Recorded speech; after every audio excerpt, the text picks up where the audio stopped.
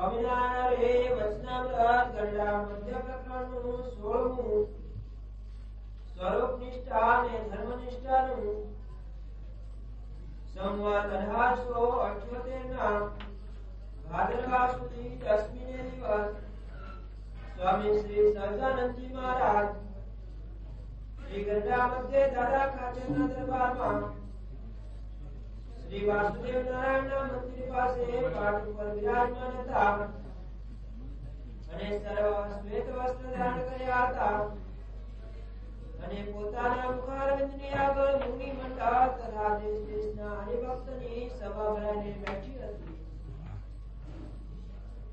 પછી મુક્તાનંદ સ્વામીએ પ્રશ્ન પૂછ્યો છે, એક તો અર્જુનની પેઠે જે સ્વરૂપ નિષ્ઠા અને બીજી યુધિષ્ઠિર રાજાની પેઠે જે ધર્મ નિષ્ઠા, એ બે નિષ્ઠા છે તેમાંથી જે સ્વરૂપ નિષ્ઠાનું બળ રાખે તેને ધર્મ નિષ્ઠા મળી પડી જાય અને જે ધર્મ નિષ્ઠાનું બળ રાખે તેને સ્વરૂપ નિષ્ઠા મળી પડી જાય છે. માટે એવો સો ઉપાય છે જેને કરીને બેમાંથી એકે નિષ્ઠા મળી ન પડે. પછી શ્રીજી મહારાજ બોલ્યા, જે પૃથ્વીનો ને ધર્મનો શ્રીમદ ભાગવતના પ્રથમ સ્કંદ વિશે સંવાદ છે તેમાં એમ કહ્યું છે જે સત્ય સ્વચાલિક જે કલ્યાણકારી એવા 39 ગુણ તેને યુક્ત ભગવાનનું સ્વરૂપ છે. માટે સર્વે ધર્મ ભગવાનની મૂર્તિને આધારે રહેશે. ધર્મ નિષ્ઠા સ્વરૂપ નિષ્ઠાની વાત કરી મહારાજ. કારણ કે સ્વરૂપ નિષ્ઠા રાખવા જાય તો ધર્મ નિષ્ઠા મળી પડતી હોય કોઈ દિવસ, ધર્મમાં ખામી દેખાતી હોય આપણને, કારણ કે એમાં દ્રષ્ટિ નથી પડે કોઈની. ધર્મ શું ને અધર્મ શું એમાં સદે મનુષ્યની ગતિ નથી. ધર્મમાં અધર્મ દેખાતો ને અધર્મમાં ધર્મ દેખાતો હોય મનુષ્યને, એટલે મનુષ્યની દિશ એમાં પડે નહીં, દિશ ન પકડે.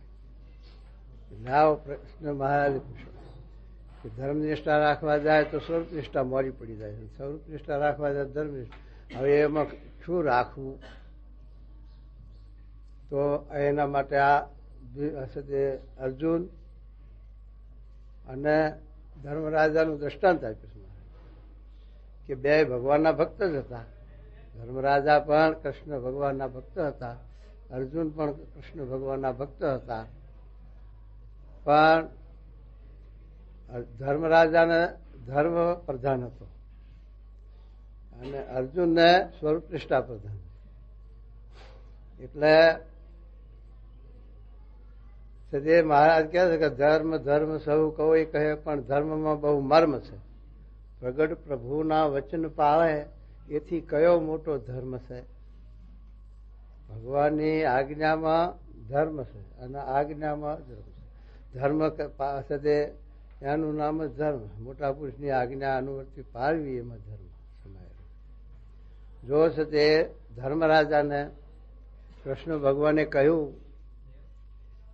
કે આ દ્રોણાચાર્ય છે ગુરુ, એ દ્રોણાચાર્ય આપણાથી જીતી શકાય એવા નથી, બહુ સમર્થ છે અને એને જીતવો એ અઘરું છે. પણ એક રસ્તો એવો છે કે એનો દીકરો એકના એક અશ્વત્થામા, અને તમે એટલું બહાર પાડો કે અશ્વત્થામા યુદ્ધમાં મરણો તો એમના હાથ ઢીલા પડી જાય અને યુદ્ધમાં જીતી શકાય. અને આ બધું અધર્મકુળ પૂછ્યું છે. કારણ કે મહાભારતમાં 4 તો ચંડાળ ચોકડી લખ્યા જ. દુર્યોધન, દુશાસન, કરણ અને શકુની મામો, એ ચારે તે ચંડાળ ચોકડી છે એવું તો મહાભારતમાં લખી દીધું વ્યાસજીના વખતમાં. હવે એ ચંડાળ ચોકડી છે એ અધર્મના જ રસ્તે હાલવા વાળી, એને પછી ભગવાન જ પાંસરા કરે ને, બીજાથી તો થાય નહીં.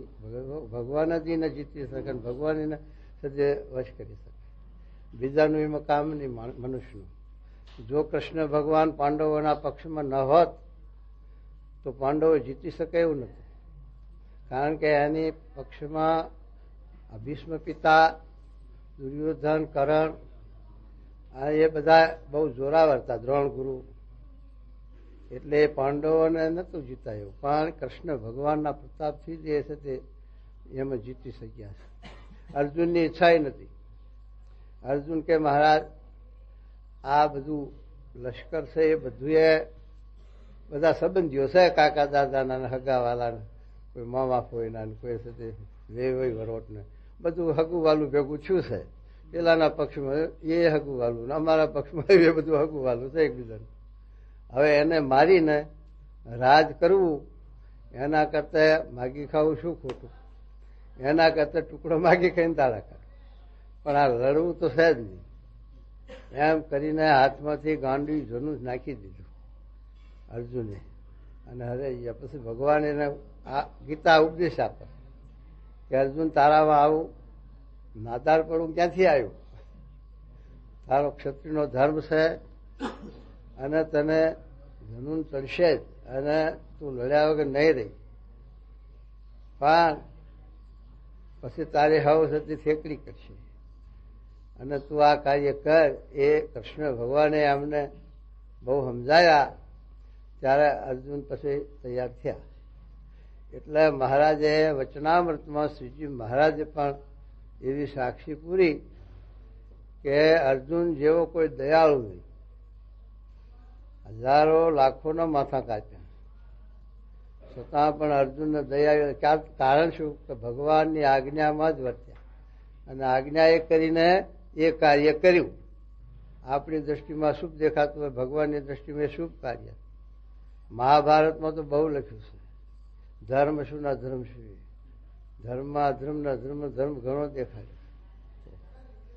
અને એમાં 9 ઠેકાણે તો જૂઠું બોલવાનું લખ્યું, એમાં પાપ નહીં. 9 જગ્યાએ લખ્યું. આપણે જૂઠું ન બોલવું એ તો ધર્મ છે જ, સાચું બોલવું એ તો આપણો ધર્મ છે જ. પણ કોઈ શિકારી હોય ને ગાય વાહ પડ્યો હોય તો પછી એ જૂઠું બોલવાનું અધર્મ નથી, ધર્મ છે. તો ગાય આમ જઈએ તો આપણે પેલા નામ બતાવવું પડે. કોઈનો જીવ બચતો હોય તો એમ જૂઠું બોલવામાં પાપ નથી. લગ્ન પ્રસંગો હોય એમાં કઈ જૂઠું બોલવામાં પાપ નથી. એવી રીતનું બધું લખ્યું છે શાસ્ત્રોમાં પ્રમાણ. પણ એમાં આપણી દ્રષ્ટિ પૂગની ધર્મરાજા હતા, એને કૃષ્ણ ભગવાને સમજાવ્યા, ભાઈ આ દ્રોણાચાર્યનો તમે સત્યવાદી છો, સાચા છો એ સાચું છે, ધર્મના શાસ્ત્ર પ્રમાણે જ વર્તવું. પણ અત્યારે આ અધર્મ યુદ્ધ હાલ્યું છે, ધર્મ યુદ્ધ છે આપણું, પણ એનું અધર્મ યુદ્ધ છે. કારણ કે એને આ બધું પચાવી પડવું છે દુર્યોધનને અને પાંડવોને જે મારવા છે, કારાગૃહમાં પૂર્યા, નાશ કરવા સારું આવી એની દાન જ છે. એટલે એના છે જે આપણે પાછો તો પાડવો જ પડશે. તો તમે એટલું કહો કે અશ્વત્થામા મરાણો તો આ દુર્યોધનના હાથ, દ્રોણ ગુરુના હાથ હેઠા પડે તો પછી છતી આપણે એને જીતી શકીએ. તારા ધર્મરાજાને એમ થયું કે શાસ્ત્ર પ્રમાણથી જૂઠું બીજું કેમ બોલાય? તો એ તો પાપ લાગે. કે બહુ કહ્યું કે તમને પાપ નહીં લાગે ને મારી આજ્ઞા છે બોલો, તો પણ મભમ બોલ્યા, નરો વાક ગુંજરો, પણ સ્પષ્ટ કહી શક્યા નહીં. અને એટલામાં પણ એને શંકા થઈ ગઈ કે હવે અમારા કલ્યાણમાં ખામી આવી, હવે મારું જીવનું કલ્યાણ નહીં થાય. પછી કૃષ્ણ ભગવાને સમજાય, પણ કૃષ્ણ ભગવાનના વિશે એટલો બધો વિશ્વાસ નહોતો. પણ ભીષ્મ પિતાના વિશે વિશ્વાસ કરો કે ભીષ્મ પિતા એવા સત્યવાદી હતા અને બ્રહ્મચર્ય એનું દઢ. એટલે ભીષ્મ પિતાના વચનમાં વિશ્વાસ, એટલે ભગવાને જાણ્યું કે આને આપણે ભીષ્મ પિતા પાસે લઈ જવા. અને ત્યાં ભીષ્મ પિતા ભાઈ આ વાત સમજાવરાવી એટલે એને સંતોષ થાય, શાંતિ થાય, એની શંકાઓ ટળી જાય. પછી કુરુક્ષેત્રમાં ગયા, ભીષ્મ પિતા તો બાણસૈયા ઉપર સૂતા છે, 58 દિવસ સુધી બાણસૈયા ઉપર રહ્યા છે. એમાં 1 મહિનો જ્યાં પછી આ જ્યાં કે પાછલો 1 મહિનો બાણસૈયા ઉપર સૂતા હોતા જ્ઞાન આપ્યું. રાજધર્મ બધા સમજાવ્યા ધર્મરાજાને, પછી આપત ધર્મ સમજાવ્યા, પછી મોક્ષ ધર્મ પણ સમજાવ્યા. અને આ બધી ભીષ્મ પિતાએ વાત કરી. ધર્મરાજાને કંઈક ભીષ્મ પિતા વિશે વિશ્વાસ, એટલે વિશ્વાસ આવ્યો ચારાની, પણ મહારાજ કે અર્જુન જેવા તો નિર્સંશય થયા જ નથી. એટલે ધર્મ રાજાનું છે તે મને વચ્ચે દેહ કરીને કોઈ પણ જીવ પ્રાણી માત્રનું દુખ્યા નહીં હોય. આવા જે ધર્મ રાજા એના દયાળુની પંક્તિ ન લખ્યા મહારાજે, પણ અર્જુનના દયાળુ પર લખ્યા રત્નાવતમાં કે અર્જુન જેવો કોઈ દયાળુ નહીં. ધર્મરાજાને દયાળુ ન લખ્યા જો. એટલે ધર્મરાજાનું સ્વરૂપ નિષ્ઠામાં પાન્યું ઓછું પડ્યું અને અર્જુનનું સ્વરૂપ નિષ્ઠામાં પાન્યું પડ્યું. સાચી કે ભગવાનની મરજી પ્રમાણે કામ કર્યું, આજ્ઞા પાડી.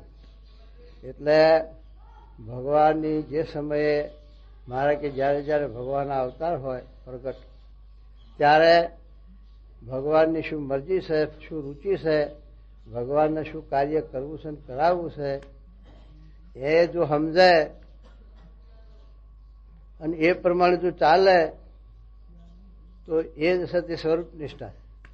અને સ્વરૂપ નિષ્ઠા હોય તો ધર્મ નિષ્ઠા સહેજે આવી જાય છે. કારણ કે ભગવાન છે એ ધર્મ ધુરંધર છે.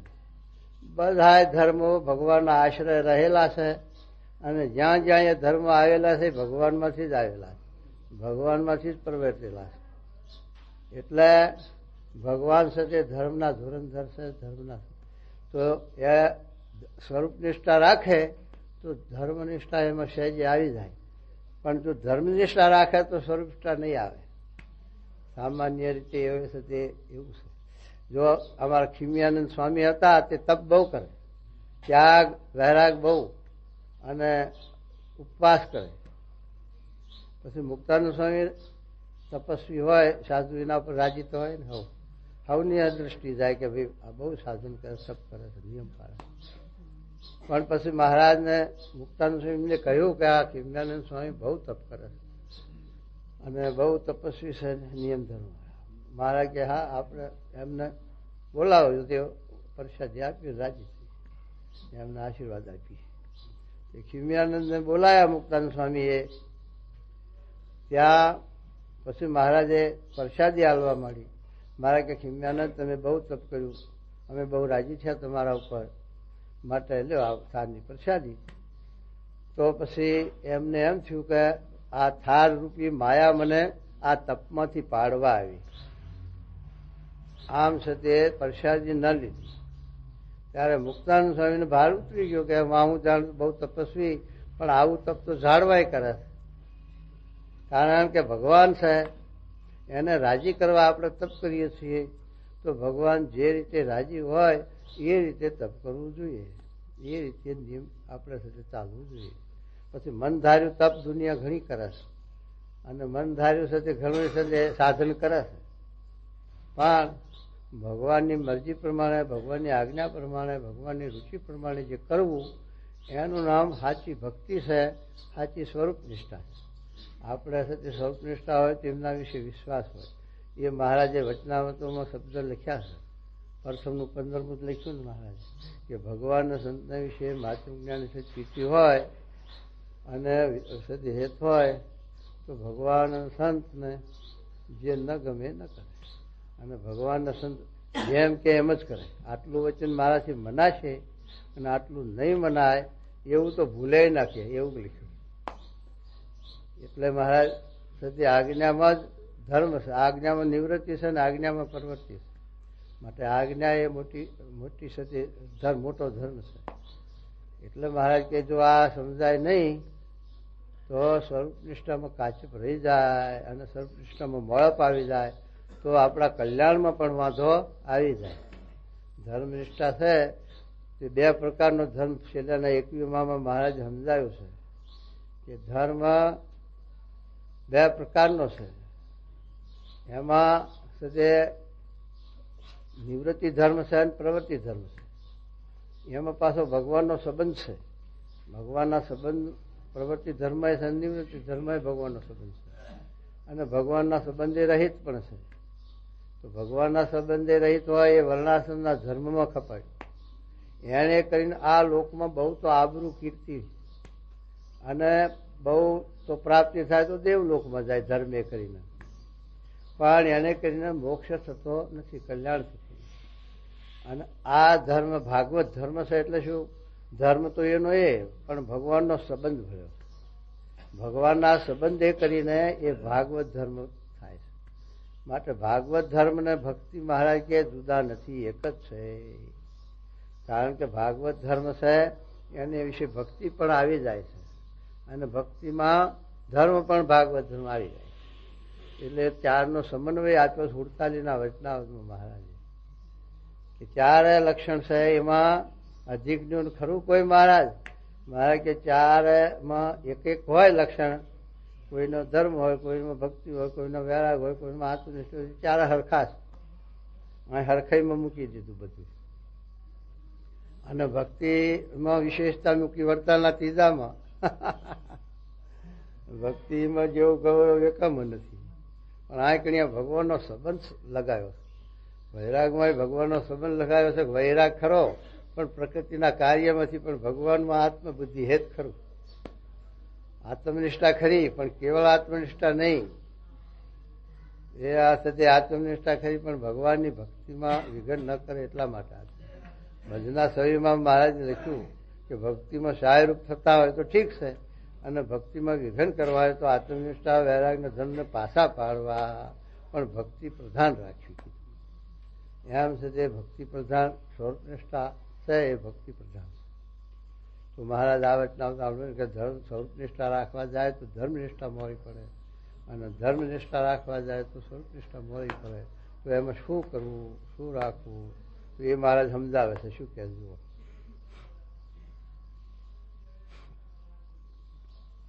માટે સર્વે ધર્મ ભગવાનની મૂર્તિને આધારે રહે છે. તે સારું ભગવાનને ધર્મ ધુરંધર કયા છે. અને વળી શ્રીમદ ભાગવતના પ્રથમ સ્કંદને વિશે સંકાલિક ઋષિએ દુષ્પુરાણીને પૂછ્યું છે કે ધર્મના વક્તા રૂપ એવા જે શ્રી કૃષ્ણ ભગવાન તે અંતર્યાન થયા પછી ધર્મ કેને શરણે રહેવો? ધર્મને રહેવાનું કોઈ સ્થાન તો જોઈએ ને. ભગવાન તો અંતર ધ્યાન થઈ ગયા, પછી ધર્મ ક્યાં રહે? તો મહારાજ કહે છે ભગવાનની મૂર્તિ છે એના આધારે ધર્મ છે જ અને રહેશે. પણ એ મૂર્તિને જે ભક્ત, જે સંત પોતાના હૃદયમાં રાખે ત્યાં ધર્મ બધાય રહે. જેટલા ભગવાનના કલ્યાણકારી ગુણ છે એ ભગવાનની મૂર્તિના આધારે છે. મૂર્તિ જે પોતાના હૃદયમાં રાખે એ છે ત્યાં ધર્મ બધા રહે. એટલે એ ભગવાનનું સ્વરૂપ છે, અને એ પણ ધર્મ ધુરંધર, ધર્મના ધારક. એ કલ્યાણકારી ગુણો જ્યાં હોય એ ભગવાનનું સ્વરૂપ, અને એ દ્વારે જ આપણી સાથે આ ભક્તિ માર્ગ, અને એ દ્વારે જેટલી આપણે સ્વરૂપ નિષ્ઠામાં ડરતા એટલો આપણો ધર્મ દઢ, અને એમાં કાચા એટલો આપણે ધર્મ પાળતા હોય તોય પણ એ ધર્મ સાથે વર્ણાશ્રમ ખપી જાય. એટલા માટે મારે કહે કે આવી રીતે ભગવાનના સાથે કલ્યાણકારી ગુણો છે એ ભગવાનની મૂર્તિમાં રહેલા છે, પણ એ મૂર્તિને ભગવાનની મૂર્તિને રાખવી એ છે તે ગમે ત્યાં ના રહે. ચાર પ્રકારે ભગવાનનું અન્વય પણ આખી જગતમાં ભગવાન રહ્યા છે. જીવ પ્રાણી માત્રમાં રહ્યા છે, અણુ અણુમાં રહ્યા છે. કોઈ એવી વસ્તુ નથી. ભગવાન કહે છે કે એક પૃથ્વીનું રજકણ હોય એનો 1000મો ભાગ કરીએ તો પણ એમાં આકાશ રહેલું છે, તેમ ભગવાન પણ રહેલા છે. પણ એમાં તારતમ્યપણું છે. એક દ્રષ્ટાંત તો સ્વામી આપ્યું છે કે જેમ પૃથ્વીમાં પાણી રહ્યું છે તે મારવાડમાં 100 હાથે પાણી હોય, વળી આંકણી આપણે 50-40 હાથે પાણી હોય, વળી સોરઠમાં જાય એટલે 10-15 હાથે પાણી હોય, અને કંઈક ઠેકાણે ઉપર સલા પાણી હાલ્યા જતા હોય. એમ પાણી પૃથ્વીમાં રહ્યું છે, એમ ભગવાન પણ જગદીશ રહ્યા છે.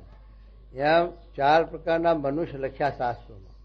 એક તો મુક્ત લખ્યા, પછી બીજા મુમુક્ષુ લખ્યા, ત્રીજા વિષય લખ્યા, અને ચોથા પામર લખ્યા. મુક્ત, મુમુક્ષુ, વિષય અને પામર. એમાં જે આ પામર જીવો છે, જો માકણ કીડિયા 84 લાખ યોનીમાં, એ પામર જીવમાં ભગવાન રહ્યા છે ખરા, પણ કેવા રહ્યા છે? કર્મ ફળ દાતા. એમાં બેઠા બેઠા એને કર્મનું ફળ આપ્યા કરે. એ બીજું એ દ્વારે રહીને બીજું કામ એમને નથી. એટલે કર્મનું ફળ આપ્યા કરે. એટલે ભગવાનને કોઈ સાક્ષીનો પુરાવાની જરૂર નથી પડતી.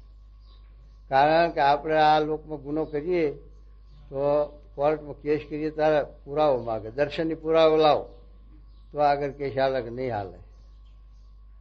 પણ ભગવાનના ત્યાં દરબારમાં કોર્ટમાં કેસ જાય એટલે દર્શનની પુરાવો પોતે ભગવાન જ, બીજો કોઈ નહીં. એટલે છે તે એ ભગવાન ત્યાં હૃદયમાં એના હાથમાં બેઠા બેઠા કર્મ ફળ દાતા ભગવાન એનું ફળ આપતા. બીજું જે વિષય જીવ છે એ વિષય જીવ ગમે તે આ કાર્ય રજોગુણી કર્મ કરે, સત્વગુણી કર્મ કરે કે તામસી કર્મ કરે કે ગમે તે કર્મ કરે, તે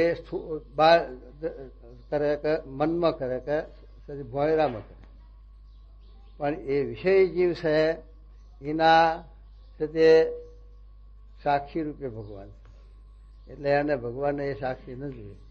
અને પામરમાં કર્મફળ દાતા રહ્યા. પછી ત્રીજું મુમુક્ષુ જીવ છે. મુમુક્ષુ એટલે સારા માર્ગે ચાલનાર, ભગવાનના માર્ગે ચાલનાર, ખપવાળા, એમ કે કલ્યાણના મોક્ષના ખપવાળા હોય જીવ. એવી રીતે જે ભગવાનથી ડરતા હોય અને પાપથી ડરતા હોય, જમપુરી લગચોરાથી ગર્ભવાસના ત્રાસથી બીતા હોય, એવા જે મુમુક્ષુ જીવ છે એમાં ભગવાન રહ્યા છે એ જાણપણે રહ્યા છે. એને જાણપણું આપનારા ભગવાન છે કે એને છે તે ભગવાન બચાવી લે, મુમુક્ષુ જીવને બચાવી લે. અવરા રસ્તે પડતે જતે એને ભગવાન આવરણ કરે અને એને છે તે એમાંથી ઉગારી લે. એ આપણને ખબર ના પડે. એવી રીતે ભગવાન એને છે તે જાણપણામાં રહ્યા છે. એ ભગવાન એને મુક્તાનંદ સ્વામીને કલ્યાણ જોતું હતું, મોક્ષ જોતો હતો, સત્પુરુષને ગોળતા હતા, તે વાંકાને થરધા ઝાંગધરા બધાઈ ગયા હતા, પણ એથી ભગવાને ક્યાંય બંધાવા દીધા.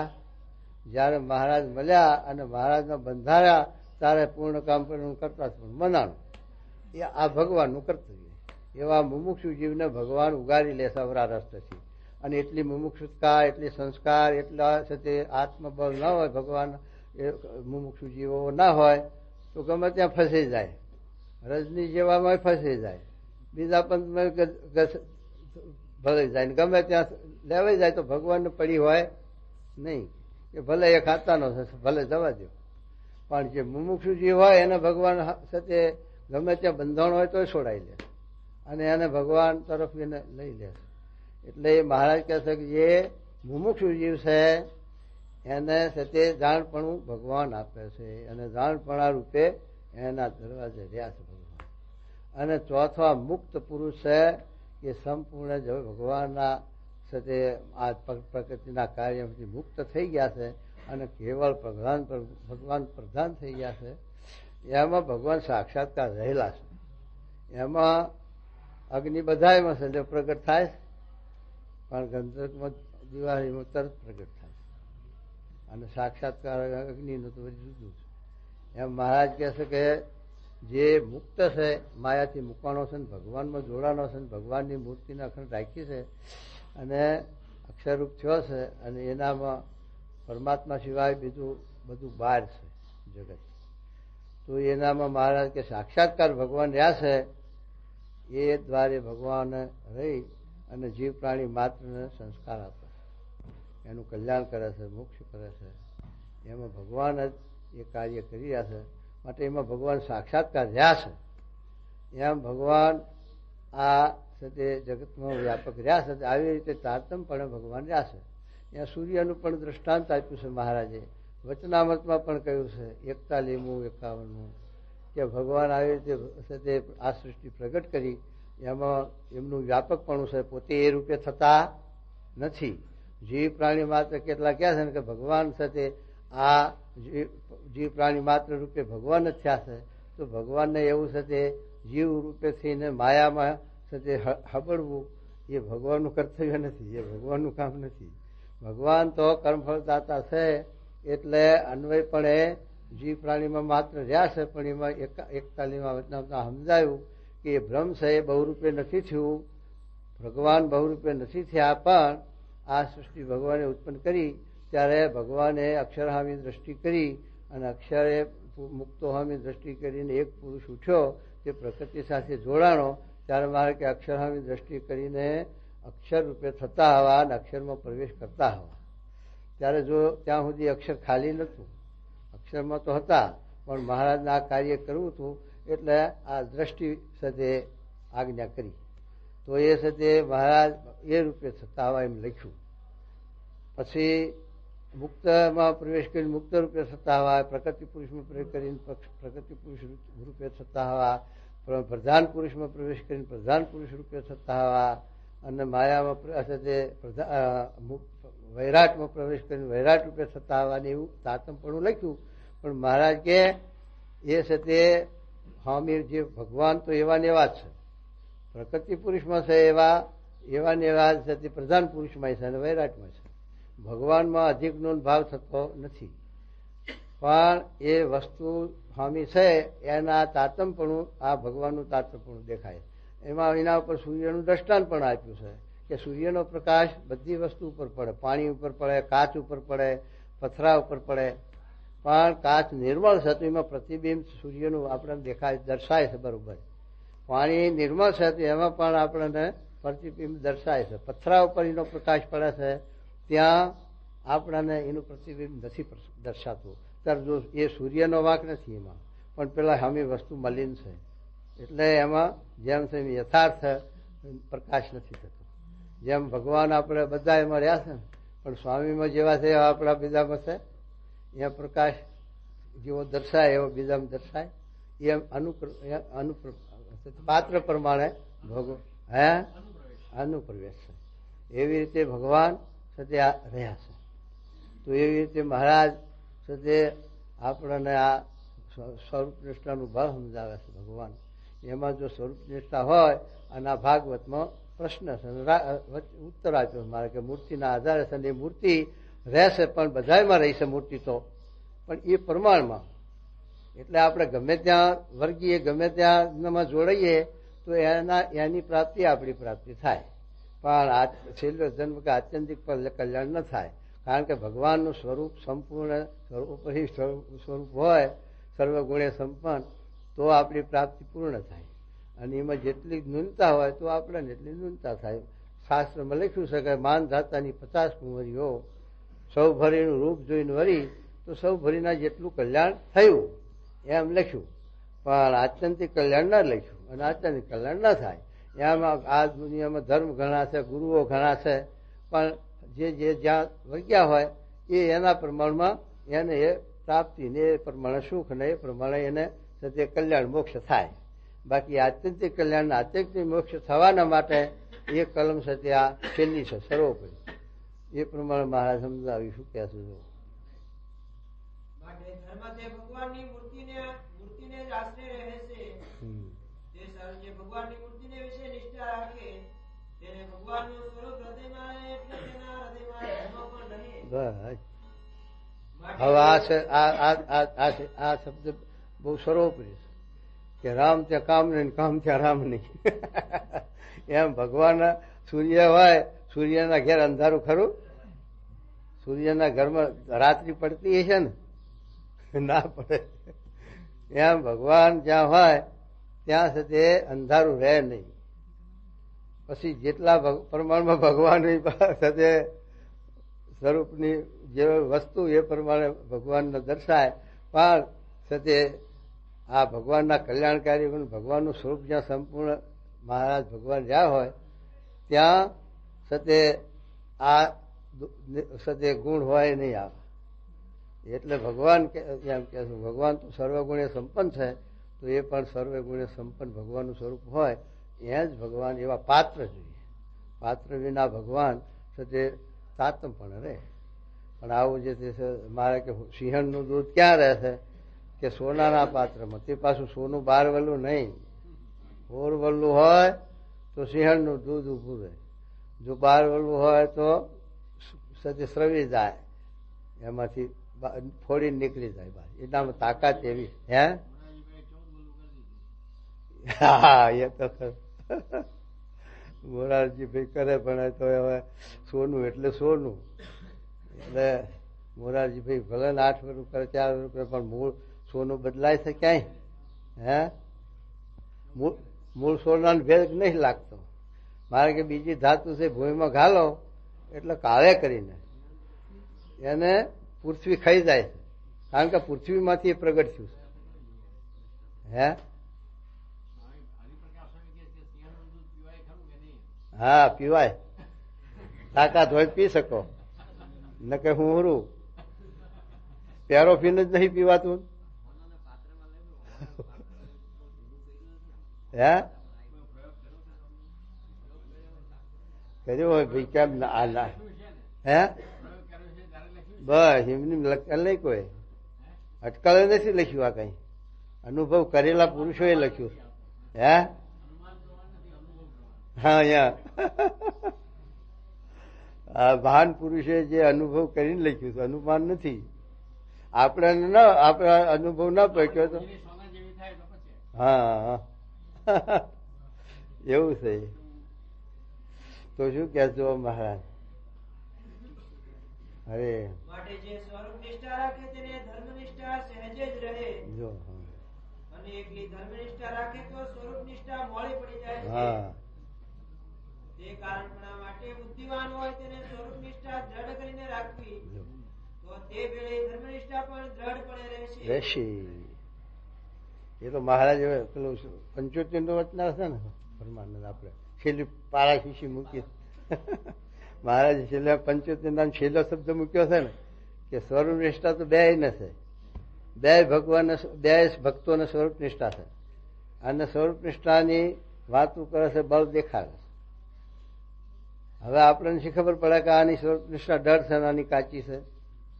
કાચી હોય એ વધારે તળકાટ કરે, બનાવટી હોનું ભપકો વધારે મારે, ભલે પછી મહિને 2 મહિને શામ પડી જાય, કારું પડી જાય, પણ દેખાવ તો પેલો વધારે આપે, ભભૂકો કરે અને ભૂલી જવાય. પછી આપણે ઘણા છેતરાય છે લોકો શહેરોમાં, અને એવા બનાવટી દાગીના વેચે છે એમાં.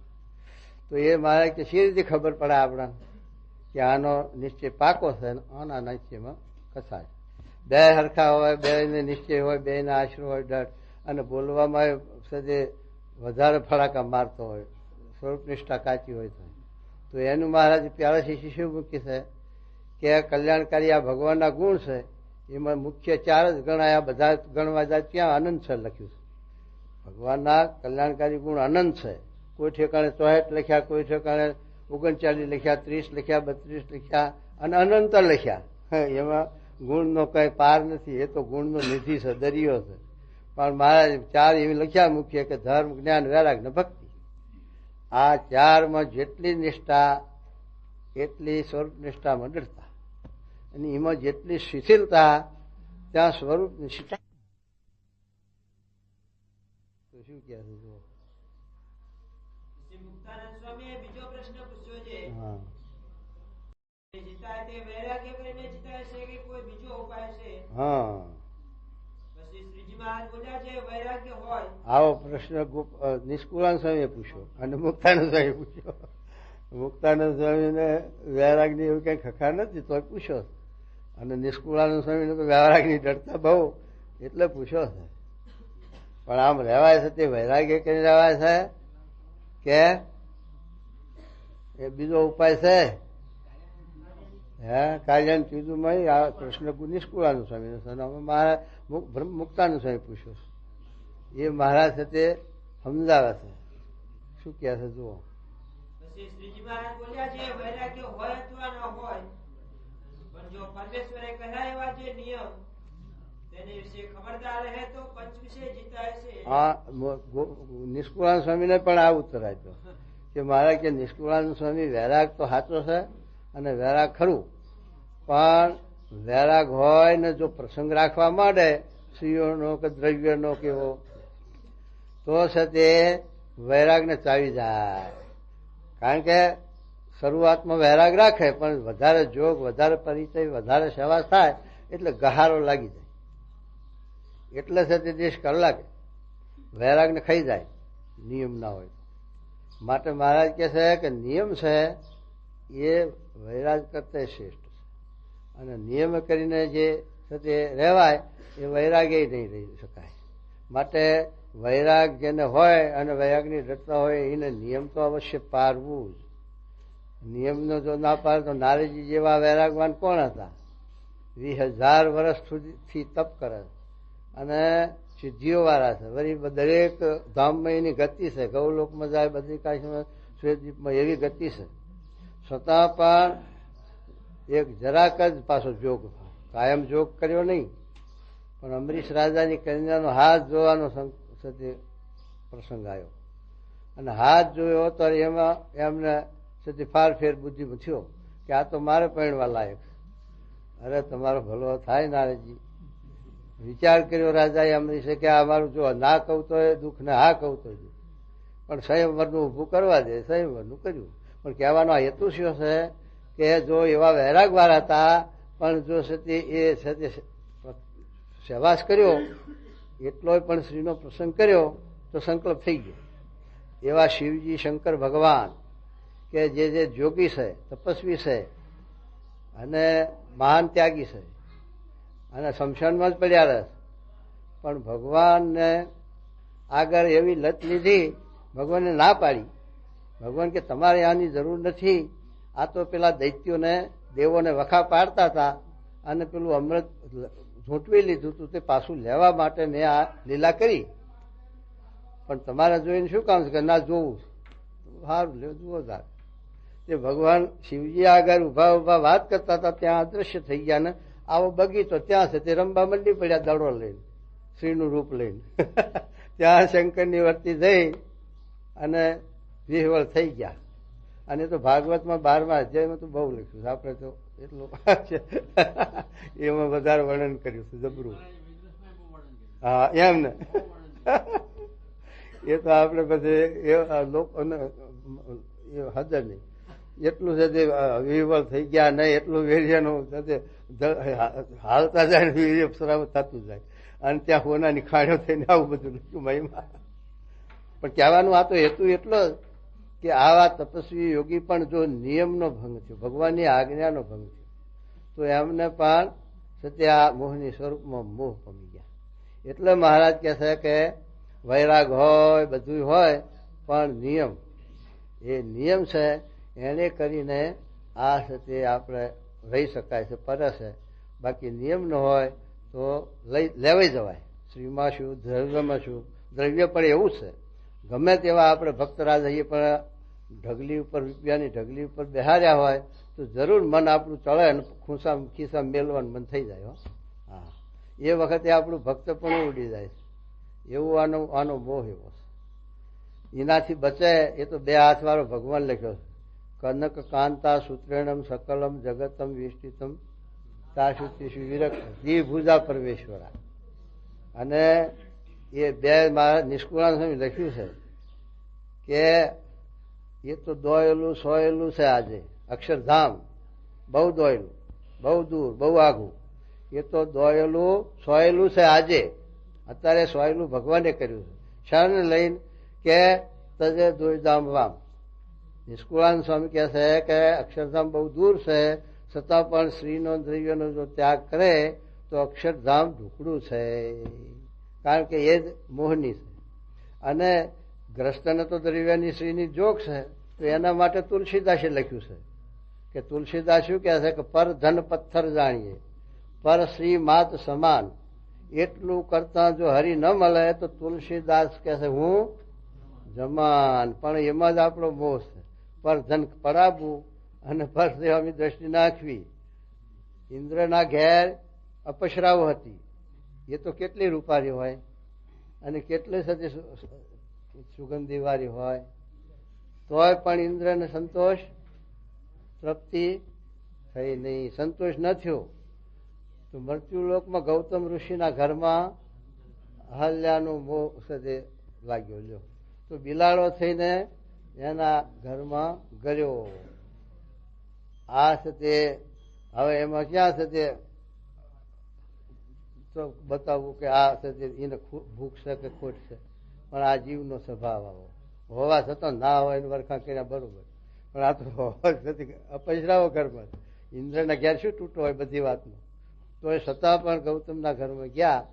એ છે ત્યાં મહારાજ બતાવે માટે છે તે પરધન પથ્થર જાણીએ, પર શ્રી માત સમાન. પોતાની પરણેટ શ્રી સિવાય બીજી મા બેન દીકરીનો જો ભાવ રાખે તો ભગવાન તુલસીદાસ કહે છે કે જો છે તે ભગવાનના પદને ન પામે, ભગવાનના ધામનો ન પામે તો હું સાક્ષી છું, હું જમાન છું. પણ એ નહીં રહેવાય. અને જન્મ એવું લાંત ને રૂસ્મત ને કારો બધાને જૂઠું કપટ કરીને કેમ પૈસો ભેગો કરવો, અને પૈસો ભેગો કર્યા પછી મોઢું ફાટી રહે એની પરવા નહીં. પછી ભોગવવાનું હોય પોતાને, અને પૈસો ખાનારા ભોગવનારા જુદા. હા, એટલા સારું કબીર સાહેબ બોલે છે કે કબીર કા ઘર ચોક હૈ ગલકટ્ટે કી પાસ, કરે સો નર ભોગવે અને કોણ બેટા ને કોણ બાપ. બાપ ભેગું કરે છોકરા હારું, છોકરા લહેર મારે અને બાપ ને ફૂહરું નીકળે અને બાપની દશા દે કહો. માટે છે તે છોકરાનું નસીબ લઈને આવે છે. હવનું નસીબ કમાય છે, હવનું નસીબ આપ્યું ને તાપ્યું રહેતું નથી. પેલા એમાં પ્રશ્ન પૂછ્યો બાપ કર્મી કે આપ કર્મી, તો કેટલા કે બાપ કર્મી, કેટલા કે આપ કર્મી. પણ આપ કર્મી છે એ જ રહેવાનું. બાપ કર્મી બાપની મિલકત લાખો રૂપિયાની મેલેલી અને બાપ અંતર્ધ્યાન થયો પછી એના વાહે ચાલી જાય છે. એ જોયું, ભાવનગરમાં જોયું, રાજકોટમાં જોયું, વિચારી જુઓ.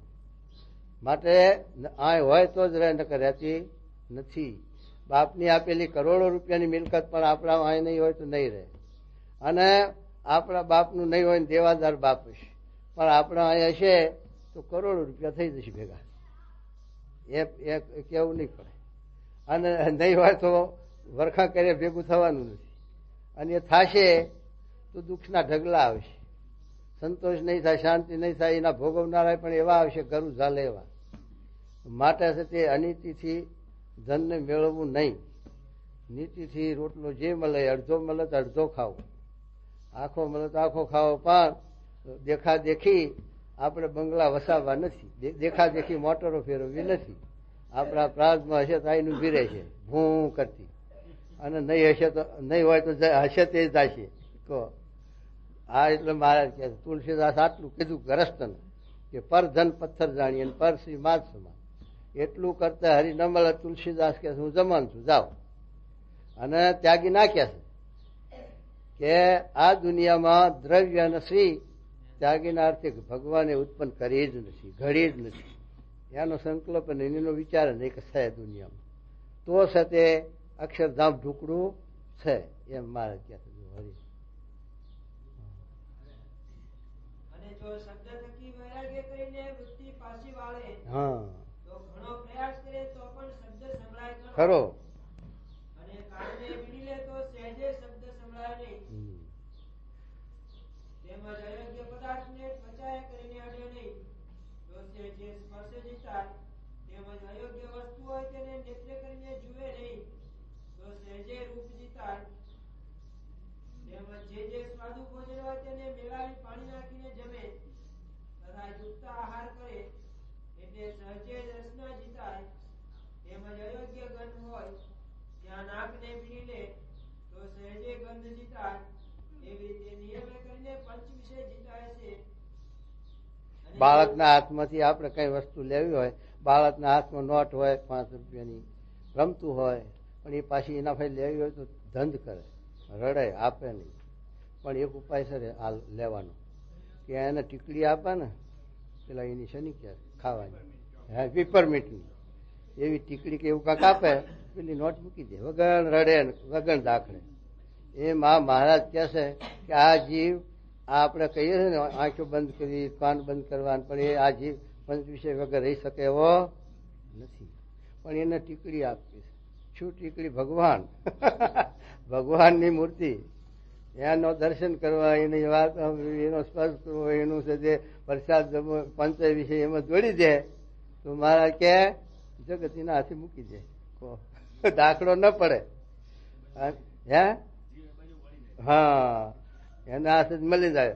પેલા ડાક્ટરની દવાની વાત કરે છે ને એવું, જે ઘી ખાતે રોગ થયો ને પાછો ઘી ખાતે મટાડે એમ આ પંચવિષય કરી 84 જન્મ ધરવા પડે છે. એને પંચવિષય જો ભગવાન સંબંધી કરે, કથા કીર્તન વાર્તા ધ્યાન સેવા, એમાં તો સદે પેલો પંચવિષય પેલા ટળી જાય ને આ પંચવિષય નિર્ગુણ થયા, ભગવાનને મોક્ષ કલ્યાણ કરે એમ. અરે શું કે જો અને જો નિયમમાં ન રહે તો ગમે તેવો વૈરાગ્યવાન હોય તથા જ્ઞાની હોય પણ તેનો ઠાર રહે નહીં. સાંભળો, વૈરાગવાન તો કેવા આપણા જૈનના સાધુ ચિત્રગુપ્ત, ચિત્રભાનુ, જૈનના સાધુ જેવા કોઈ ત્યાં પછી ખરા? ત્યાગી ખરા કોઈ? છતાં પણ ક્યાં ગયા? રજોગુણી દેશમાં. અને ત્યાં રજોગુણમાં લેવાઈ ગયા, બંધાઈ ગયા, પડી ગયા. આવા મોટા પ્રખ્યાત પુરુષ પાછા એમ સાધારણ હોય ને, છેલ્લી પરવાળીના સાધુ મારા જેવા, અને લેવાઈ ગયા હોય, બંધાઈ ગયા હોય તો ઠીક છે કે ભાઈ આ તો સામાન્ય જીવ હતો, પણ આ તો પ્રખ્યાત પ્રસિદ્ધ પુરુષ. તોય પણ સાથે એના જોગમાં રહી શક્યા નહીં.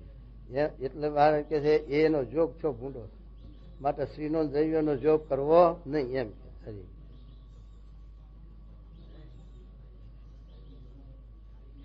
માટે વિશે જીત્યાનું કારણ તો પરમેશ્વરના બાંધેલા જે નિયમ તે છે. તેમાં પણ મંદ વૈરાગ્યવાળાને તો નિયમમાં રહેવું એ જ ઉદયનો ઉપાય છે. કેટલાક શું કે મન ચંગા તો કઠરૂપમાં ગંગા.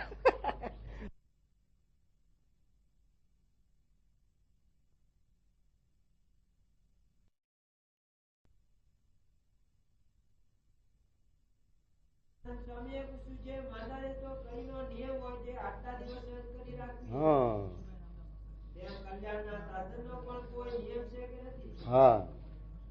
પછી શ્રીજી મહારાજ બોલ્યા છે જેને શ્રદ્ધા મંદ હોય તેને તો ઘણેક જન્મે કરીને સાધનની સમાપ્તિ થાય છે. તે ભગવદ ગીતામાં કહ્યું છે જે અનેક જન્મ સંસિદ્ધ થતો યાથી પ્રાપ્ત હતી. એ શ્લોકમાં એમ કહ્યું છે જે અનેક જન્મે કરીને સંસિદ્ધ થયો જે યોગી તે જે પરમ પદને પામે છે તે મંદ શ્રદ્ધા વાળાનો પક્ષ છે. અને જેને બળવાન શ્રદ્ધા હોય તે તો તત્કાળ સિદ્ધ થાય છે. તે પણ ગીતામાં કહ્યું છે જે શ્રદ્ધાવાન લભતે જ્ઞાનમ તત્પરા સતેન્દ્રિય જ્ઞાનમ લબ્ધ્વા પરામ શાંતિમ ચે અચિરણાધિ ગચ્છતિ. એ શ્લોકનો એમ અર્થ છે જે નિયમમાં છે ઇન્દ્રિયો જેના ને શ્રદ્ધાવાન એવો જે પુરુષ તે જ્ઞાનને પામે છે ને જ્ઞાનને પામીને તત્કાળ પરમ પદને પામે છે. વાહ!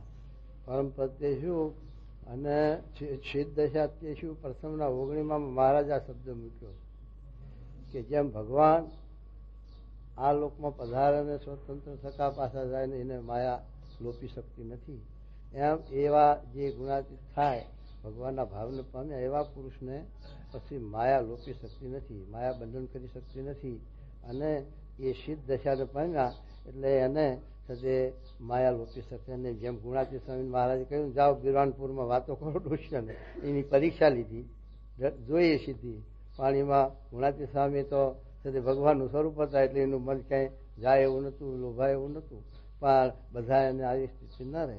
એ તો ભગવાનના ભાવને પામ્યા હતી. મારે કે સિદ્ધ દશાને પામ્યો હોય એને એ માયા પરાભવ કરતી નથી. છતાં એવા પુરુષ છે એ જે છે તે આ નિયમો પાળે છે અને શાસ્ત્રની મર્યાદામાં રહેશે. એ આપણા જીવના કલ્યાણના માટે રહેશે. આપણાને છે તે કાં તો છે તે એમના વિશે આપણને મનુષ્ય ભાવ રહે, અને મનુષ્ય ભાવ ના રહે દીવ ભાવ રહે તો આપણે પણ છે તે એ માર્ગમાંથી પડી જઈએ. એટલા માટે મોટા પુરુષ પણ ભગવાન પણ જે આ તંતીમાં આ લોકમાં આવીને રહેશે એ આપણા માટે રહેશે. આપણે છે તે આપણે સિદ્ધ દશાને નથી પામ્યા, અને ભગવાન અને આવા ગુણાતીત પુરુષ છે એ સિદ્ધ દશાને પામેલા છે, તો એને માયા બાદ કરી શકતી નથી. અને એવાને પછી ચરી નથી પાડવાની, પણ એ ચરી શાના માટે પડે? આપણા માટે. આપણાને છે તે આવરણ ના આવે, વિઘન ના આવે. જેમ માને છે તે શેર ઘીનો કંસાર પચી જતો હોય પણ છોકરો હોય એને ભાર ન રહે એટલા માટે માને એ પારવું પડે છે ચરી. એમ આ છે તે આપણા માટે ચરી પારે છે મોટા પુરુષ. બાકી એના માથે આ શાસ્ત્રની મર્યાદા નથી, એ શાસ્ત્રની મર્યાદાથી પર છે. એ આવત ના આવત. હા જો માટે જે અતિ શ્રદ્ધાવાન હોય હા તેને વહેલી સાધનની સમાપ્તિ થાય છે. જો અને જેને મંદ શ્રદ્ધા હોય તેને તો અનેક જન્મે કરીને સાધનની સમાપ્તિ થાય છે. જેમ કોઈ પુરુષ કાશીએ જતો હોય ને જે આખા દિવસમાં 2 ડગલા ચાલતો હોય તેને તો કાશીએ જતા બહુ દિવસ લાગે, અને જે 20 ગાંવ ચાલવા માટે તે તો અહીંથી કાશીએ થોડાક દિવસમાં પહોંચે. તેમ જેને શ્રદ્ધા બળવાન છે તે તો હમણાં તરત સત્સંગી થયો હોય તો પણ અતિશય સરસ થઈ જાય છે. વાહ. અને જેને મન શ્રદ્ધા મંદ હોય તે તો ઘણા કાળથી આ સત્સંગી થયો હોય તોય પણ લોચો પોચો રહે છે.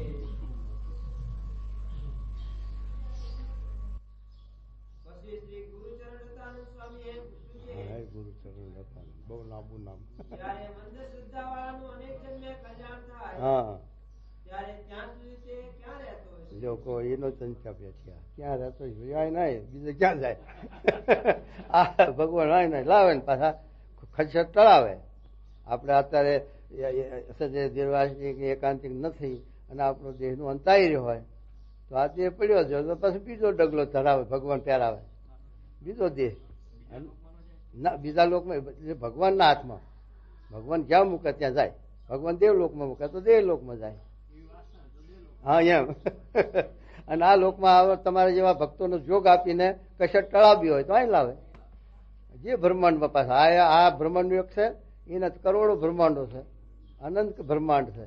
એ ગમે તે બ્રહ્માંડમાં ભગવાનનું પ્રગટપણું હોય જ, સત્પુરુષનું પ્રગટપણું હોય જ. એવા યોગમાં પેલા જીવને યોગ ભ્રષ્ટ જીવને મૂકી દે અને કશર ટળાવીને છેલ્લે જન્મ કરાવે એમ.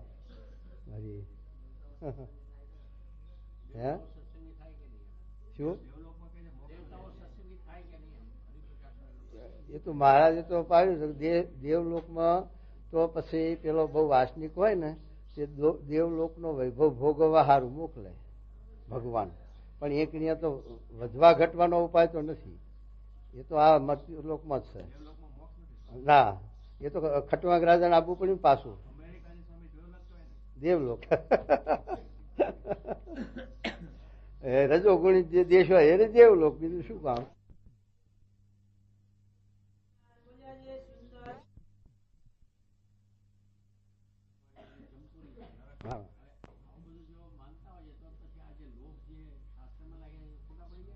ના એ તો સર શાસ્ત્રમાં છે બધા છે.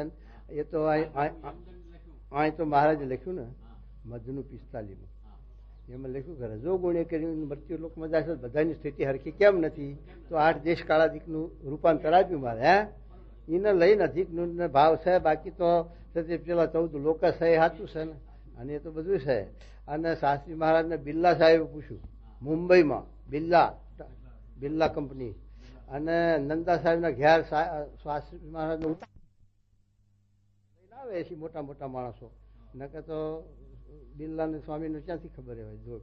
પણ એ આયા તો પછી પૂછ્યું હતું સ્વામીને, શાસ્ત્રી મહારાજને, કે સ્વામી બધું સમજાય છે પણ આ સ્વર્ગ ને નરક નથી સમજાતું કે એવું પૂછ્યું. પછી સ્વામી કે જો મહારાજ હોય ને તો જેડીઓ અડાડે તરત સમાધિ અને દેખાડે દમપુરી. પેલા સુબાન દેખાડી ને વિસનગરના નેવા. પણ આપણે તો જે સમાધિ હોટી અડાડી થાય નહીં, પણ આપણે એને આ લોકનું સમજાવીએ એટલે ખબર પડે. એમ કરીને સ્વામી વાત કરી કે તમે મારવાડી છો અને તમે આ સાથે તમારા બંગલા લાખો રૂપિયાના અને તમારા મોટરો કેટલી, દરવાજા કેટલા, કરોડો રૂપિયા તમારા હાંફે છે, કેટલી પેઢીઓ, કેટલું સુખ સાહેબી છે. તમે મારવાડી છો અને આ મુંબઈની બજારમાં મારવાડા છે એમને પેલા લોઢાના આંકડા રાખે છે. અને આ વખારીમાંથી આ વખારીમાં 5 માં નીકળ્યો. ગધાડું તો 3 જ લે છે, પણ ગધાડાથી આ વધારે વૈતરું કરે. તોય પણ રહેવાનું ઘર નથી, હોવાનું ક્યાંય જગ્યા નથી, ખાવાનું દાળિયા થાકીને બજારમાં પડ્યા રહે લોકોના ઓટલા ઉપર. એને એ સાથી અને તમારા સાથી એ બતાવો, એનું કારણ હોય એ બતાવો અમને. તમે કહેશો કે અમે અમારી બુદ્ધિબળથી મહેનતથી મેળવ્યું છે તો તમારા કરતા હવાઈ 4 ગણી મહેનત એ કરે તો એને એ સાથી નહીં, તમારા સાથી માટે છે તે આ સ્વર્ગ નરક લો. એ તમારા મારવાડા છે એ નરક જેવું દુઃખ ભોગવો છે, તમે આ છે ઇન્દ્રાપુરીનું સુખ ભોગવો છો. આ સ્વર્ગ છે. અને એને બચારા નરક થશે, ખાડીઓમાં દરિયાની ખાડીમાં આડા ઝૂંપડા બાંધીને પડ્યા રહે. અને કેટલી દશા સુખ ભોગ કેવું ભોગવે કહો, એમ સ્વામી સમજાયું. માટે આ સ્વર્ગ નરકાય છે કે એટલે પેલું નથી એવું ખોટું શકાય એમ. આ તો પેલા સમજાવવા માટે આય હે હા એમ. હરી હા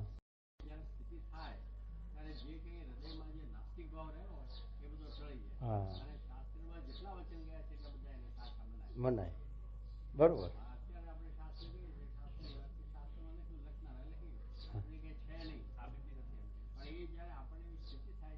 સમજાય ને પણ ક્યાંથી સમજાય આપણે. પહેલાના વખતમાં જો અર્જુન ઇન્દ્રની ગાદી બેસતો, હવે ઇન્દ્રનું રાજ ક્યાં આવ્યું આપણે જોયું છે ને, ભાર્યું છે આપણને દેખાશે. પણ અર્જુન તો ઇન્દ્રનો પુત્ર હતો અને જઈને ઇન્દ્રની જોડીમાં અડધી ગાદી બેસતો હતો. તારી આ લાભ દે કે બીજા દે તારી પછી હશે તો આ બધી વાત લખાણી ને કે આ નહુસ રાજા જ્યાં ઇન્દ્રાસનમાં બેહવા એથી પડ્યા. હે હા હા લ્યો હા નહીં સાચું હા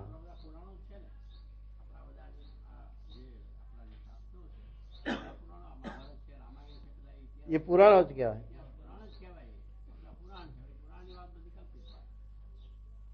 વ્યાસજી એ સ્વતંત્ર આ ગ્રંથો બનાવ્યા છે અને પોતાના અનુભવનું ભગવાન આવું હતા એટલે એ વાત સાચી હોય એમ.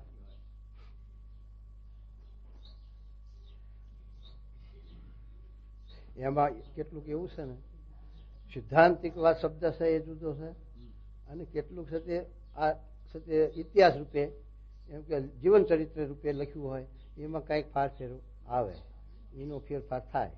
એના માટે છે તે એ શાસ્ત્ર ખોટું ન થઈ જાય.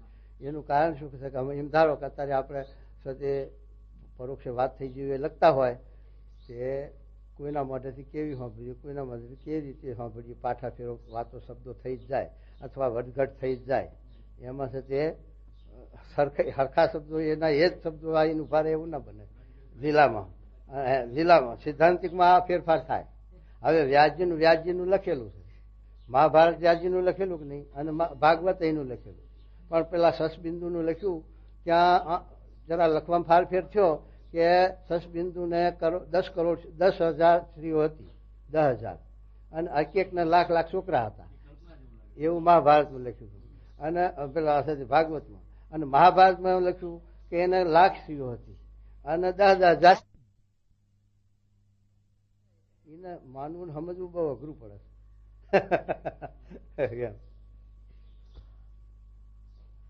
ચિત્રકેતુ કરોડ સ્ત્રીઓ હતી.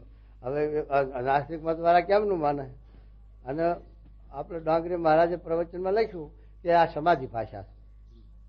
સમાધિ ભાષામાં જેમ જનક રાજા હુતા હતા અને પછી રાજ પડાવી લીધું ત્યારે લુગડે કાઢી મેલ્યા એ સમાધિ ભાષા. પછી એની વાત આપણે કરીએ તો એ છે ક્યાંથી બેસતી આવે. આપણે ઊંઘમાં કરોડ રૂપિયા ભાર્યા કુંબડી પણ આંખ ઉઘડતા દાળિયા લેવા પૈસો સખી સામ ત્યાર પછી એવું છે આ બધું સમાધિ ભાષાનું. અરે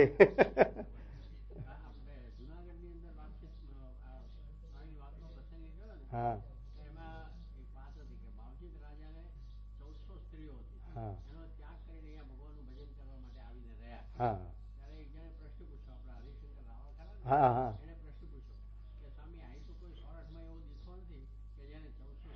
હા હા હમ હા હા હા અહીંયા એવી ભાષા સમાધિ ભાષા કહેવાય, મર્મની ભાષા કહેવાય. અને ના સમજાય ત્યારે આપણને શંકાઓ થાય. તો પણ એ બધું સચે મોટા પુરુષનો અભિપ્રાય સિદ્ધાંત સાચો હોય એમ. હરે હા વાહ જો ભગવાન નું ધ્યાન કરતો ત્યારે ભક્ત ભગવાન સામે જોતો, ત્યારે ભગવાન પણ તે ભક્ત સામે ભગવાનનું ધ્યાન કરતા થતા જે વિષયનું એને ચિંતન કર્યું અને જે વિષયમાં એ ભક્તને હેત હતું તે ભગવાન સર્વે નજરે જોઈને અને એ દેહ મૂકે ત્યારે એને જેવા ભોગ વહાલાશે તેવા જ ભોગ જે લોકમાં છે તે લોકમાં એ ભક્તને પહોંચાડે છે અને કાળને એમ આજ્ઞા કરે છે એ ભક્તના ભોગને તું ખંડન કરીશ ખાલી પેટે ભોગવવા દે. આ શાસ્ત્રી મહારાજ પૂછ્યું હતું આપણે કે મારા હુડતાલીમાં લખ્યું છે કે પાતાળ સુધી પૃથ્વી ફાટી પાણી ભરાય નહીં, અને અહીં તો કહે છે કે મોટો ગ્રસ્ત કરીને વૈભવ આપે પાછો કે પાતાળ સુધી પૃથ્વી ફાટેલી તે વૈભવ ગમે તેટલો આવશે તો ભરાવાનું છે. ત્યારે આ ભાગવતમાં આ શબ્દ છે અને સ્વામીએ પણ એ શબ્દની વાત કરી. સ્વામી કહે સત્ય જેમ યજ્ઞ કરીએ છીએ પછી આહુતિઓ આપીએ છીએ તે ઘી હોમીએ બધું હોમીએ છીએ તો ભડકો થાય છે અને અગ્નિ બળે છે, પ્રદીપ્ત થાય છે, પણ એ ઘીનું તપેલું હોય કે ડબ્બો હોય એને ઊંધો ઉપર પાડી દઈએ એકદમ તો અગ્નિ બુઝાઈ જાય. એમ આને આસક્તિ તો છે પણ એકદમ એવા વૈભવની આસક્તિમાં મૂકી દઈએ એટલે એ અકળાઈ જાય પછી, અને પછી એમાંથી ઉદાસ થાય પછી એને લઈ લઈએ એમ. હા આવજે દાદા પધારો.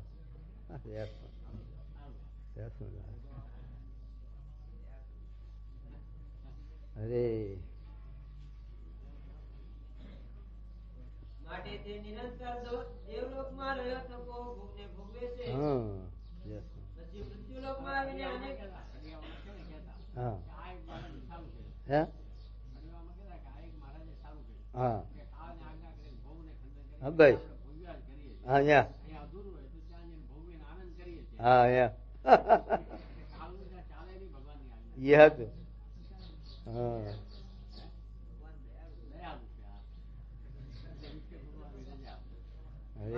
માટે તે નિરંતર દેવલોકમાં રહ્યો થકો ભોગને ભોગવે છે.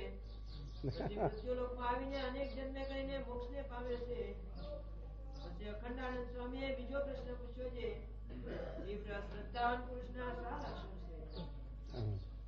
પછી શ્રીજી મહારાજ બોલ્યા છે જેને તીવ્ર શ્રદ્ધા હોય તેને જયારે ભગવાનને દર્શને આવવું હોય અથવા ભગવત કથા વાર્તા સાંભળવી હોય તથા ભગવાનની માનસી પૂજા કરવી હોય ઇત્યાદિ જે ભગવાન સંબંધિત ક્રિયા તેને કર્યા સારું નાનાદિક જે પોતાની દેહ ક્રિયા તેની અતિશય ઉતાવળો થઈને કરે અને કાગળ લખીને અમે કોઈ વર્તમાન ફેરવ્યો હોય તો તેને કરવાને અર્થે પણ આકરો થઈ જાય અને મોટો માણસ હોય તો પણ ભગવાનના દર્શન સારું બાળકની પેટે આકળાય કરવા માંડે એવા જેના લક્ષણ હોય તેને તીવ્ર શ્રદ્ધાવાન જાણવો.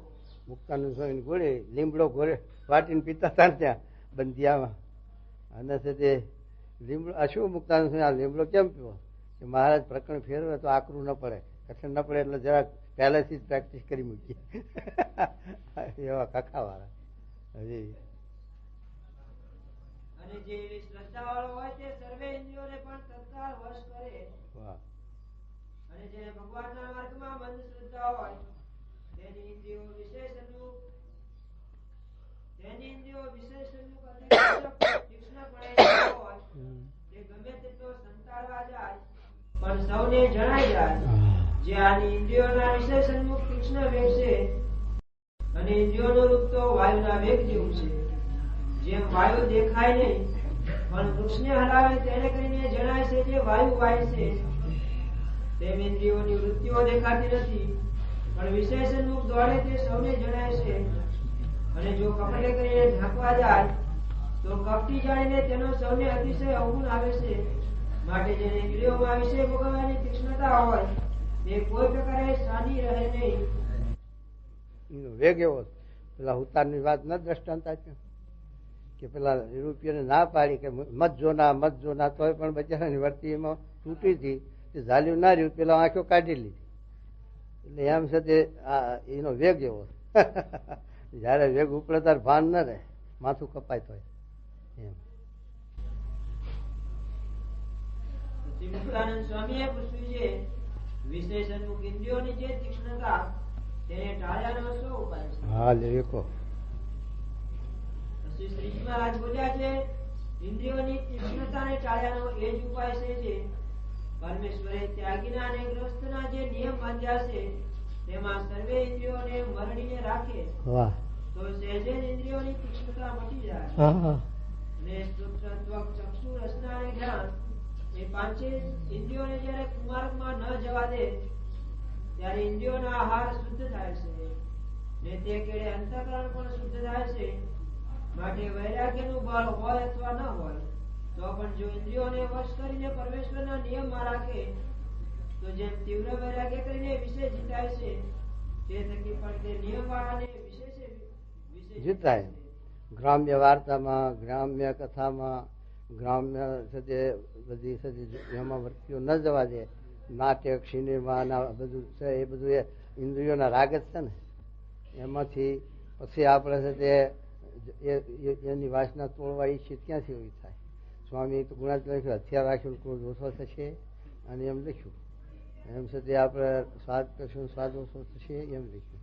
એટલે એમાંથી પાછી વૃત્તિઓ વારે તો જ છે તે એના હાથે નિરાશ થઈ જાય. પછી જેમ એકાદશી અવસ્થા નિરાશ થાય છે ને કે આજ કાંઈ મળે એવું નથી વગર સવારથી જ થઈ જાય દિલ્હી તપ અને આજ કાંઈ અમલવાનું છે નહીં એટલે વિચાર જ ન કરે બિચારી. એમ આવ્યા છે તે પછી એવી રીતે જગત સંબંધી વર્તીઓ પાછી વાળી લે તો પછી એને પછી સંકલ્પ ના થાય, વિચાર ના આવે અને એમાં માલ ન મનાય. પણ જ્યાં સુધી છે તે એમાં વર્તી છે અને મારે કે છે 5-15 દાડે મહિને પણ વિચાર ઉભો થાય જોવાનો સાંભળવાનો ત્યાર પછી એ જરૂર છે તે પાડી દે. માટે પરમેશ્વરના બાંધેલ જે નિયમ છે તેને જતી દ્રઢ કરીને રાખવા. વાહ. પછી ઓલે અખંડાનંદ સ્વામીએ પૂછ્યું છે જેને મંદ શ્રદ્ધા હોય તેને શ્રદ્ધા વૃદ્ધિ કેમ પામે? પછી શ્રીજી મહારાજ બોલ્યા છે જો ભગવાનનું મહાત્મ્ય જણાય તો મંદ શ્રદ્ધા હોય તે પણ વૃદ્ધિને પામે. જેમ પાણી પીવાનું વાસણ મૃતિકાનું હોય. જો મહારાજ સુવર્ણ નું આવ્યું પાછું. મર્તિકાનું હોય. મર્તિકા તો બધી છે સાંખના દ્રષ્ટિએ, જ્ઞાનની દ્રષ્ટિએ સોનું, રૂપું, ચાંદી, પિત્તળ, લોઢું, પથરા, ધૂળ એ બધું એક પાડમાં. કારણ કે પૃથ્વીનો વિકાસ છે, પૃથ્વીમાં હમાઈ જાય પાછું. છતાં પણ સુવર્ણમાં આપણી દ્રષ્ટિ કેટલી લોભાણી કે એનો પાલો હોય પાણી પીવાનો તો માટલી ઉપર રાખીએ નહીં. પાણી પીને પાછું તિજોરીમાં. પાછું પાણી પીવું હોય તો કાઢીએ. અને માટીનો કુરડો હોય તો માટલી ઉપર મૂક્યો હોય તો એને પડ્યો રહે. એના માટે તિજોરી સંભાળીએ નહીં. તો એમાં શું વિશેષ આવ્યું તો માતમ છે કે આમાં 1 તોલાના 2000 રૂપિયા છે અને આમાં 1 પૈસાની 2 કુલડીઓ આવે છે. એટલે એ મહિમાને લઈને એનું જતન થાય. એમ આયા મહારાજ કહે છે કે આવી રીતે જો મહિમા સમજાય તો આપણી વૃત્તિઓ પાછી વળે.